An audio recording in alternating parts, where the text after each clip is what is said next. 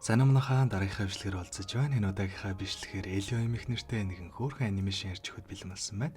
Ингээ шууд бичлэг рүү харцгаая. Энэхүү бичлэгтээ маань Италийн залуусын хамгийн эрэлттэй брэнд болох Terranova хамтран ажиллаж байна. Загвар гэдэг бол хувь хүний хэв маяг, урам зориг өөрийгөө илэрхийлэх хамгийн хүчтэй хэл. Харин энэ хэлээр Итали залуус хамгийн уран, хамгийн мэдрэмжтэй ярьж чаддаг. Тэдний загварын амьдралын нэг хэсэг болсон брэнд бол Terranova. Гиснес Terranova брендийн сонгогдсон загваруудын 50 хүртэлх амьдралтай худалдаа нь үргэлжилсээр байгаа юм байна лээ. Мэдээж та худалдаа авалтаа StorePay Pocket аппликейшнийг ашиглан хүссэн загвараа хүүгүй шимтгэлгүй одоо аваад дараа 4-6% төлөх боломжтой. За салбарын мэдээллийг нь гялс үргэлтгий. Эхний салбар нь 3 дугаар хорооллын номыг дэлгүүрт, 2 дахь салбар нь 13 дугаар хорооллын номоо олморт байршиж байгаа бол 3 дахь салбар нь Ханвал дүүргийн Наадам центрт тус байршиж байна. Загварлаг залуусын сонголтод нийцсэн брэнд Terranova баярлаа. Бичлэг рүү харцгаая. Энэ бол манай гол дор болох Элио. Саяхан ээж аваагаа алдсан нь түүнд нэлээд хүн цохилдуулж ганцаардмал гунигтай нэгэн болж хувирсан нь энэ. Эцэг эхээ алдсан Элио маань наг зэгчтэйгээ хамт амьдрах болсон бөгөөд төөний эх чинь сансрын хог хаягдл зохицуулдаг газар ажилтдаг юм байна лээ.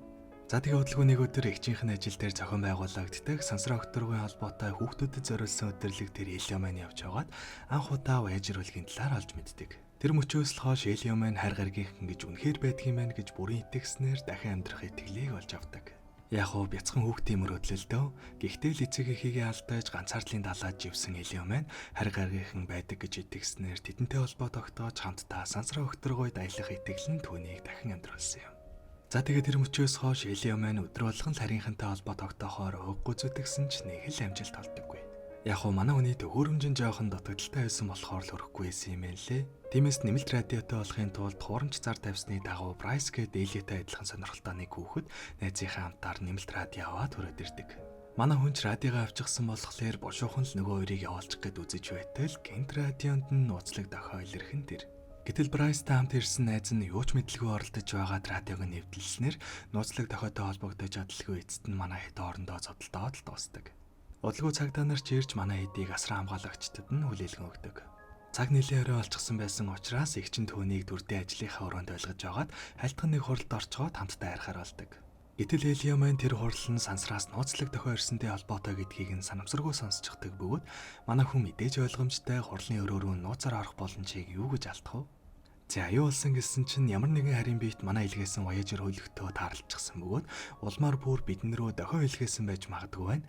Тиймээс тэдэнтэй холбоо тогтоох хэсэг талаар тентхийн нэг эрдэнэт нь багийнхантай хэлэхээр дууцсан нь энэ байдаг. Гэхдээ харамсалтай нь хинч түнд итгэдэггүй бөгөөд харин ч нөхөө эрдэмтэнд амралт өгөөд явуулчихдаг. Харин энийг сонссон Элиогийн хувьд бол насаараа хүлээсэн дуудлага байсан тул багийнхан гарч явсны дараагаар манай хүн өөрийгөө намайг ирж аваарай гэж хэлээд явуулчихдаг. Тэгсэн чинь яг нөгөө зурвас нь явах үедээ маш их ачаалал үүсгээд бааз даяарн тавгийг нь таслаад айчихсан тэр. Ингэснээр нэг өдрийн дотор 2 том асуудал тарьсан учраас Элиогийн эгчин түүнийг жаахан юм ойлгож ухаажиг гээд хүүхдийн зослон руу явуулахар болдог. За тэгээд явсаар байгаа зослон дээрээ ирсэн чинь нөгөө өмнө зодтолсон хэдэн ч гэсэн тэр зослоонд нь амархаар ирчихсэн байж таардаг. Мэдээж ойлгомжтой эхний шөнөөсөө эхлээд л нөгөө хэд нь хариугаа авах гээд манай хүний майхан руу дайрсан ч Элио маань азар цухтааж амждаг.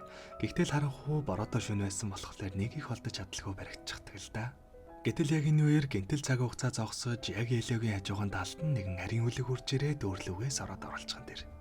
Гаднаасаа тийм том биш ч гэсэн доторх хэмжээ нь харагдаж байгаагаас шаал өөр байлаа.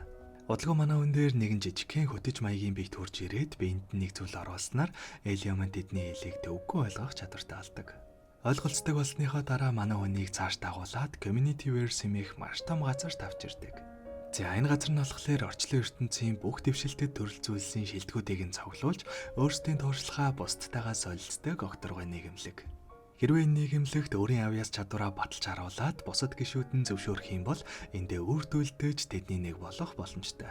Гиснээс энэ хэд яаж манай дэлхийг олоод дээрээс нь Элиог мэн сонгосон юм бол гэсэн чинь эхлээд дэлхийн хөргсөн Voyager хөлгийг олж дэлхий гэдэг гариг байдгийг мэдсэн юм байна лээ. Үүний дараагаар дэлхийтэй холбоо тогтоохоор оролдох үед манай хүн их чихэн ажил дээр нууцаар явж байгаад эднэртэй дэлхийн өмнөөс холбоо тогтоосноос олоод манай Элиог дэлхийн өдөртөгч гэж бодоод аваад ирсэн нь энэ байдаг. Мэдээж манай хүн багасаа л сансар огторгойтой холбогдож дэлхийг орхихыг хүсдэг байсан болохоор олцсон энэ боломжийг алдалгүй яаж иж байгаад л нийгэмлэгийн гишүүн болж үлдэхээр гэж их нь ойлгомжтой. За тэгээд нийгэмлэгтэй танилцаад байж байтал гинт бас нэг өөр гаригийн гишүүнийг нийгэмлэгт авах эсхийг нь хэлэлцэхээр яралтай хурал зарлагддаг. Тэр шинээр хэлсэх гэж байгаа гишүүнийг нь Graigan гих бөгөөд нэлээд төрөмгийн ааштай байсан болохоор зөвлөлийн гишүүд түүний community verse-д орохыг нь зөвшөөрдөггүй.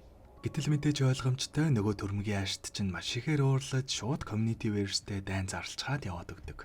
Үүнийг сонссон community verse-ийн айц сандран шуудхан л зогтохоор шийдэцгээдэг. Гэхдээ ингэж яваад өгчих юм бол манай Элио гараахан гишүүн болж амжаагүй байсан болохоор шууд дэлхий рүүгээ буцаагдаж тэдний нэг болох боломжоо үүр далтлаа л гэсэн үг. Юу гэж Элио маань энийг хүлээн зөвшөөрөх билээ? Тэр дорхноо ухаан сэлээд би Graigan-тай уулзаж инхийн гэрээ оолж чадна. Тиймээс та хэд зогтох шаардлага ердөөсөө байхгүй зүгээр л надад даатгачих гэж тудлаа хэлчихдэг. Зөвлөлийнхэн ч манай хүнд итгэх бөгөөд хэрвээ Graigan-тай инхийн гэрээ байгуулж чадах юм бол чамайг шууд зөвлөлийн гишүүн болгоно гэж хэлдэг. Хэдийгээр Элио маань гишүүн болно гэдэгтээ баяртай байсан ч давхар яаж хэлцээр хийх вэ гэдэгтээ шаналаастай. Гэхдээ манай хүнд баярлах эсвэл гониглох цаг байхгүй бөгөөд анх Элиотой уулзаж байсан нөгөө зааварлагч түүний ДНХ-ийг нь аваад яг манай хүнтэй адилхан хувилбарыг гаргаад ирдэг. Яг нь Элио маань энд завгүй байх хооронд дэлхийн өдөртөгч эзгүй байх юм бол эмх замраагүй байдал үүсч мэднэгээд түүний хооронд хувилбарыг нь дэлхий дээр үлдээх зорилгоор л юм хийж байгаа юм лээ. Гэхдээ Элио маань хувилбартаа ямар нэгэн асуудалтай арилахгүй зүгээр л босод чиг энгийн байгаараа гэж захиад явуулсан бөгөөд ер нь бол тэр нэгчт нь нэлээд сэжигтэй санагдаж эхэлдэг л дээ. Уг нь бол манай хүн чинь энгийн биш байдаг мөртлөө гинт ингээд энгийн байгаад эхлэхлээр эгчт нь баг зэрэг сонь санагдаж байсан ч ерөнхийдөө гинтэл хүмүүжилтэй сайн хөвгт болж эхэлсэн болохоор цуслан дээр хэдийгээр нэгэн онсон ч гэсэн өрөвгөж өгсөн юм байхтаа гэд заагуураа л дуртаал байдаг. Харин энэ хооронд Элио маань ертөнцийн гарын авлага болон өөрийнхөө туслах хоёртойгоо багахан мэлцсэний дараагаар шууд л Graigan-тай уулзах цаг ирдэг. Эцэст нь ингээд манай хүн агав Graigan-той хэлцэр хийхээр ганцаараа түүний үлгэр рүү явах бөгөөд эхэндээ нэлээд тажгүй явж байсан ч манай хүн жижигхэн үгийн алдаа гаргаснаас болоод хэлцэр тэр дорхноо дуусаж Элиог минь хүлэг дээрээ ороод шууд community verse рүү дайралтыг шийддэг. Хэдийгээр хоригдсон ч гэсэн Элио маань юугүй зүгээр саах уу? Анх Элиотой ярилцахын тулд бентэн суулгасан зүйл нь давхар татах хүч, биеийн дулаан зэргийг удирдах чадвартай байсныг санаад түүнийхээ ачаар агарч улагч аран зогтоож чаддаг. За тэгээд цааш явж байгаад гаднаасаа нэлээд амар харагддаг, яг үнэндээ маш ээлдэг Glorton гэх нэртэй хүүхэдтэй танилцдаг. Тэгсэн энэ Glorton яг үнэндээ нөгөө Graigan удирдагчийн хүүхэд нь байсан юм байна лээ. Тэгэхээр нь яг уу Элио маань угаасаа алдах юмгүйгээд дэлхий дээрээс энэ хүртэл болсон бүх зүйлсээ үннээр нийлээд Glorton-гоос толомж өсдөг. Glorton ч угаасаа гин цайлган сайхан сэтгэлтэй хүүхэд юм болохоор манай хүнтэй найз болж Элиод маань тослохоор шийддэг. Манай хоёр ч нууцаар явсаар буцаад community verse-ийн хөлөг дээр ирж чадах бөгөөд тэндээсээ шууд Graigan-тай холбоо тогтоож хэрвээ инхий гэрээ байгуулахгүй бол хүүч нь бидэнд байна гэж сүрдүүлснээр эцэст нь хүүг нь Graigan-д буцааж өгснөөгөө хариуд инхий гэрээ байгуулахаар болж чаддаг. Яг уг нь бол Graigan ирж хүүгээ аваад л бүх зүйл сайнаар дуусах байсан ч тэр хооронд Элио Glorton хоёр маань баггүй цагийг хамт өнгөрүүлж нилээдгүй дотносож бие биенээ улам ойлгосноор тэдний төлөвлөгөө бага зэрэг өөрчлөгдөхөр болдог.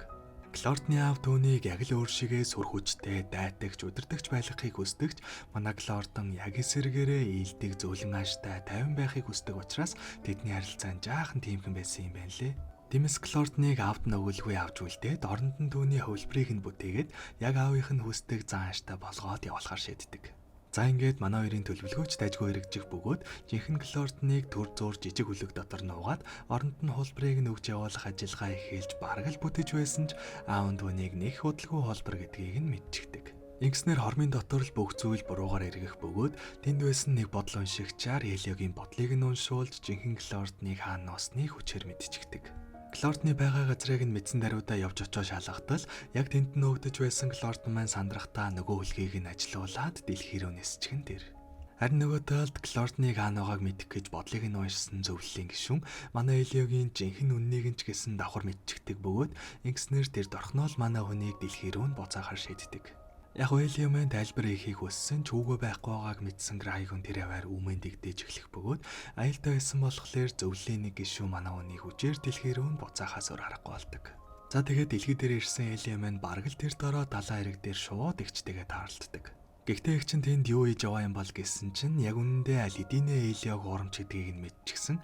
Жинхэнэ дүүгээ болохоор окторгойтой холбоо тогтоох гэж явж байсан юм байна лээ.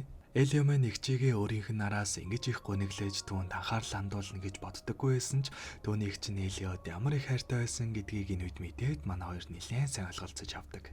Гэтэл яг энэ үеэр хажуухан талд нь Glorton хөлөгтэйгөө дэлхий дээр газарчихсан. Тэгээд зогсохгүй эгчийнх нь ажлын газар буюу засгийн газар аль хэдийнэ хяналтанд авчихсан байгаа нь харагддаг. За ингэснээр Элиот маань найзыгаа авраад өөрийнх нь гариг руу буцаах, дээрээс нь Communityverse дарсан асуудлаач гэсэн зохицуулах боломж гарч ирдэг. Гэхдээ Клортон хөлөгтэй нь хамт засгийн газар хяналтандаа авчихсан болохоор тийм ч амар биш гэдг нь ойлгомжтой. За тэгээд явах вэ гэж бодож байтал манай Элиогийн хувилбарынх нь хугацаанд дуусахад өгчихсөн гэдгийг анзаараад түүний сүүлийнх нь мөчийг ашиглаж хамгаалтын цэргүүдийнх нь анхаарлыг нь татаж байгаад манай хоёр ямар тач амжилттай нэвтэрч чаддаг. За тэгээд цааш явсаар байгаад ямар тач манай хоёр Клортон дээр ирж чадах бөгөөд харамсалтай нь Клортон дэлхий дээр удаан байх чадваргүй учраас түүний бие нь баг багаар модож байдаг. Яхаа мэдэхгүй сандарч байтал зэргүүд ч манай эдийг олж ирснээр ингээд нэг их сонголт байхгүй болохоор шууд л хөлөгтэйгөө хамтдаа зогтохоор шийддэг. Гэхдээ харамсалтай нь дэлхийн тойрог замаас гарах гэтэл маш их сансрын хог хаягдал байгаа учраас огцом хурд хийх боломжгүй буюу заавал эдгээр саадыг давж байж л үндсэн урданд орох боломжтой юм байна лээ. Гол нь эдгээр хог хаягдлуудыг хаанаас ирж байгааг нь хөлөг дотроос харах боломжгүй маш урттай хөдөлдөг учраас заавалчгүй дэлхий дээр байгаа хэн нэгний тусламж хэрэг болдог. Үүнийг сонссон Эли маань бүр анх уулзаж бүлэгтээ авна гэж хуураад эцэст нь зодолтод дууссан найзаасаа тусламж өсөх бөгөөд нөгөөх нь Элигийн эгчийнх нь ажлын газрын нөгөө эрдэмтнийг таньдаг байж таарад түнтэй нь холбож өгдөг. Ингэснээр эрдэмтэн хогнуудыг хаанаас ирж байгааг нь хэлээд манай хоёр ч хөлгөө аюулгүй хогнуудаас болтуулаад явж байтал гинтэл холбоонд тасарчдаг.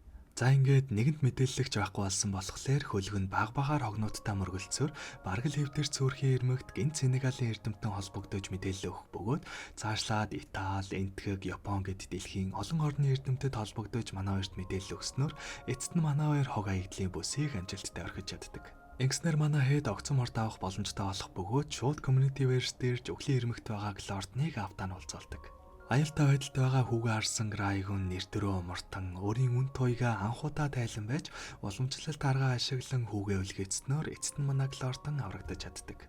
Ингээд зогсоохгүй Клортон маань аавдаа өөр шиг нь биш 50 амьдралаар амьдрмаар байгаагаа ч ойлгуулж чадах бөгөөд эцэст нь хүүтэйгээ эсэмэнд уулзаж чадсан Грайгуны ч сэтгэл нь зөөлрөөд Элио талархан Communityverse-ийг чөлөөлдөг. Эцэст нь бүх зүйл сайнаар төгсөх бөгөөд хэдийгээр худал ярьсан ч гэсэн бүгдийг нь зөв болгохын тулд өөрийгөө золиосуулж баатарлаг зүйл хийсэн болохоор зөвлөлийнхэн Элиог маань гишүүн болох саналыг нь зөвшөөрдөг. Хэдийгээр хар багасаа л Элио маань энэ мөчийг мөрөөдөж ирсэн ч энэ богинохон аяллахаа хугацаанд эгчтэйгээ ойлголцож дээрээс нь дэлхий бол түүний гэр гэдгийг ойлгож чадсан болохоор эцэст нь зөвлөлд орох шийдвэрээс татгалзаж эгчтэйгээ хамтдаа дэлхий рүүгээ буцаж яваар кино маань тосдог. За нэг юм хөөрхөн кино байлаа. Эцэст нь тэгээд бичлэгэнд таалагдсан бол дараагийн юмудаа дараараа дараах эвчлэгээр олцтлаа. Түр баяртай.